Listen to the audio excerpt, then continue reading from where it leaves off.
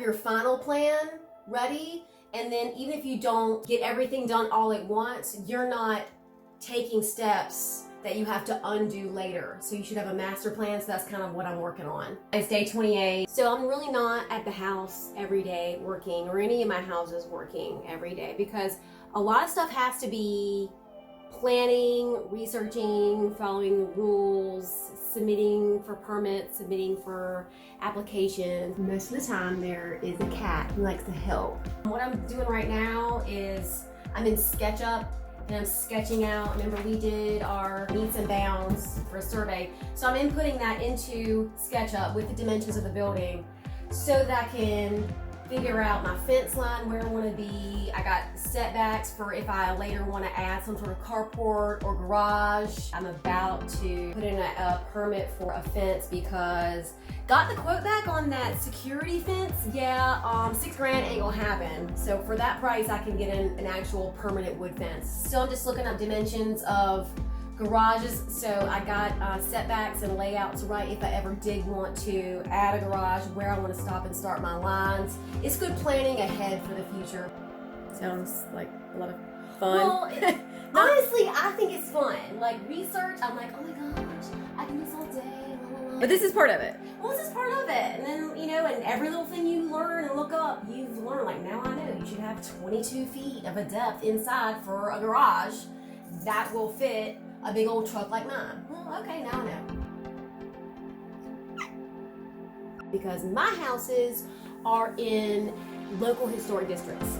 What that means is it's under the jurisdiction of the local Historic Preservation Commission. They have a set of guidelines that you have to adhere to when you are altering the outside or restoring your house, that kind of thing, mostly just the outside kind of stuff. I have to submit plans to them about what I want to do. My plans are, will you stop?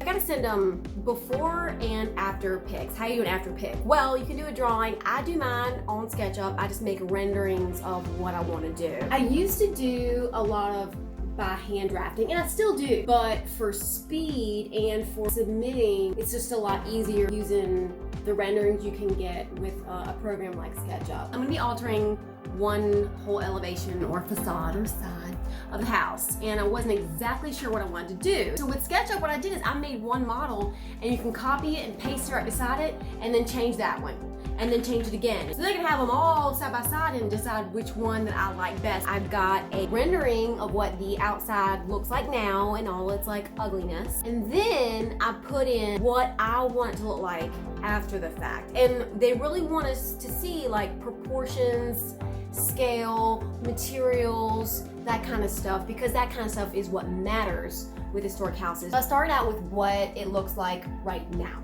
So here is the one-story porch, and it looks all janky because it is janky. This whole window has been like covered up by siding, so this is how it looks right now. This one-story section right here has got some ugly old like masonite or something on it. I don't know. Up here is this really weird low-pitch hip roof.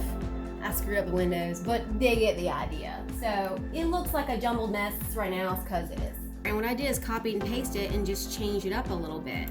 So here is if I just keep the porch and tear everything else off and then just make this like a deck with a door, you know, and a window. Just tear all of this off and just redo this. How would this look? I mean, it's okay. It's not great. I don't really like that. So try something else.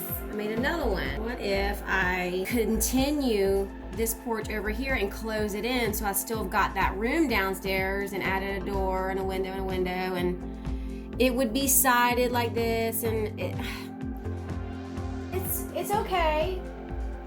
It definitely looks better than the other one, but the way you've got the windows and windows, and then it switches over to solid wall, and I could make it different and change out moldings, but overall, the like clearly glassed in porch to room kind of look isn't really doing it for me, but I do like how it's just a one-story porch going across. It has more of a historic feel to me.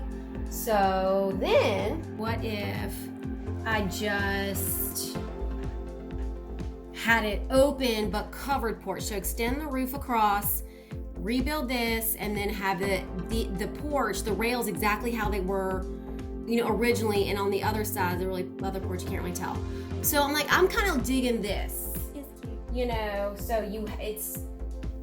At first I was going to be cheaper for me. I'm not like enclosing a whole nother room. I'm tearing some stuff off. I'm keeping the same footprint, just extending the roof over. It's more of a symmetrical kind of look with this basically 4 square, not, truly technically, but basically 4 square. So I kind of like this look. Some of y'all probably noticed that there's a fence in this one. Yeah, I've added where I want to put the fence because I've gone ahead and drawn in the property lines exactly how they are based on my survey, and situated the house in my drawing exactly on the lot where it is. So I've got setbacks I can follow and everything. So if you look here, this is where I'm thinking about putting in my fence. Is I want it back on this side a little bit, and I'm gonna come to this corner and go out to the street, and maybe I add a little carport here. Here's my alley that you took back. That I'm gonna take back because it's mine, y'all. You can't have it. That's what I can show them. That's cute. Yeah. I think it looks It's good. cute. It's cute. I don't have everything totally in there as far as the moldings around the windows and everything. That's gonna be another drawing. But yeah,